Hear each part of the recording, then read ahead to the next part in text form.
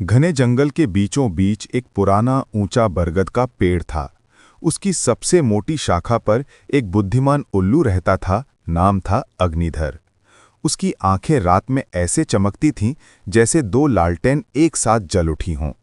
जंगल के सभी जीव उसे सम्मान देते थे क्योंकि वो सिर्फ बुद्धिमान ही नहीं बल्कि निष्पक्ष भी था। उसी जंगल के किनारे एक छोटे से गांव में एक इंसान रहता था, राघव।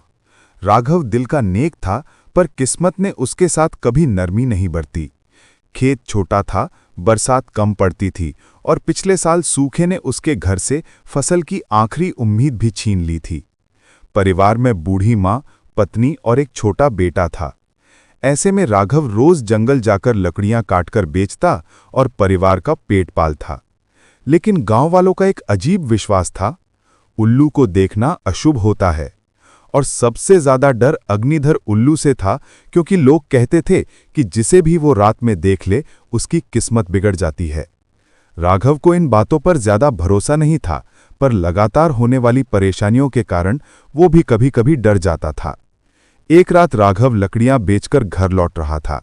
आसमान बादलों से घिरा था और हवा में अजीब सी ठंडक थी। अचानक ऊपर से हूं हूं करती आवाज आई। राघव ठिठक गया। उसने सिर उठाकर देखा, बरगद के पेड़ पर अग्निधर उल्लू उसे ही देख रहा था। राघव का दिल धक धक करने लगा। आज तो मेरा काम तमाम, उसने सोचा। डरते डरते उसने घर की राह पकड़ी, पर मन में अजीब सी चिंता बैठ गई। सवेरे राघव उठा तो देखा उसका छोटा बेटा तेज बुखार में जल रहा था। गांव में अच्छा वैद्य नहीं था और दवा लाने के लिए पैसे भी कम थे।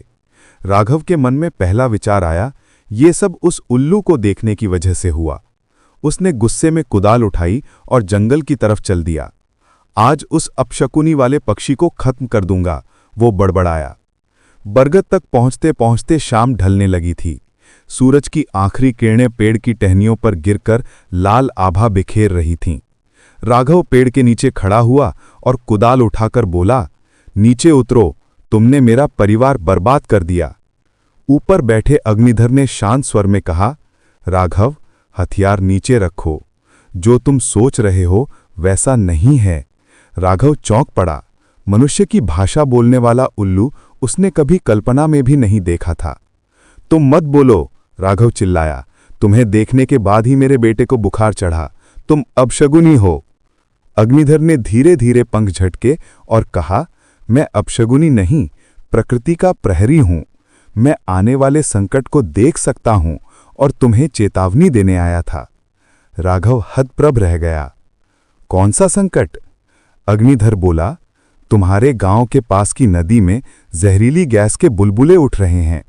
पिछली रात जब तुम जंगल से लौट रहे थे तभी धरती के नीचे हलचल शुरू हुई। मैं तुम्हें रोकना चाहता था ताकि तुम नदी के रास्ते से ना जाओ जहां खतरा था, पर तुमने मेरी चेतावनी को अपशगुन समझ लिया। राघव की आंखें फैल गईं। तो मेरे बेटे का बुखार? अग्निधर ने कहा, वो पेड़ की जड़ों के पास मिले दूषित पानी की वजह से है। बीमारी अभी शुरू है, अगर देर हुई तो हालत गंभीर हो सकती है। राघव की कुदाल उसके हाथ से गिर गई। डर और पछतावे का मिलाजुला भाव उसे भीतर तक हिला गया। क्या मेरा बच्चा बच सकता है? अग्निधर ने कहा, हां, लेकिन तुम्हें मेरी बात माननी होगी। इस जंगल में नाग दूर्वा नाम की जड़ी है, उसका रस बच्चे को पिलाओ और तुम्हारा बेटा ठीक हो जाएगा। रात पूरी तरह उतर चुकी थी। राघव और अग्निधर दोनों जंगल में निकल पड़े।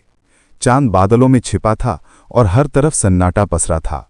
उल्लू आगे आगे उड़ता और अपनी चमकती आंखों से रास्ता दिखाता। कभी किसी झाड़ी के पास रुकता, कभी कोई आवाज सुनकर सतर्क हो जाता। राघव ने पहली बार महसूस किया कि जिस पक्षी को वो अपशगुनी समझता था वही उसके लिए ढाल बनकर चल रहा था। करीब 1 घंटे बाद वो एक पुराने टीले के पास पहुंचे।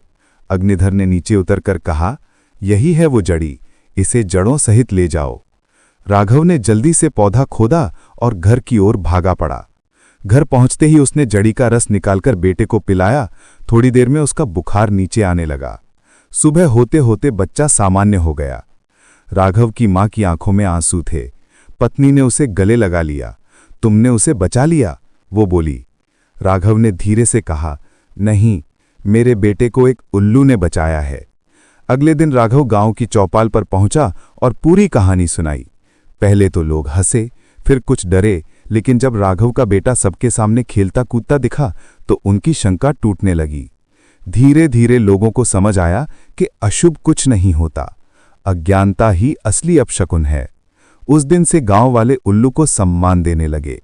लोग बरगद के पेड़ के पास दीपक जलाने लगे और उसे जंगल का रक्षक कहने लगे। राघव हर शाम बरगद के नीचे बैठता और ऊपर देखकर कहता, धन्यवाद अग्निधर, तुमने हमें सिखाया कि प्रकृति से डरना नहीं, समझना चाहिए। ऊपर शाखा पर बैठा बुद्धिमान उल्लू धीरे धीरे पंख फड़फड़ाता, मानो कह रहा हो, ज्ञान ही सबसे बड़ा प्रकाश है। और इस तरह उस गांव में अंधविश्वास की जगह समझदारी ने ले ली और इंसान और उल्लू के बीच एक नया सुंदर रिश्ता जन्मा, विश्वास का रिश्ता।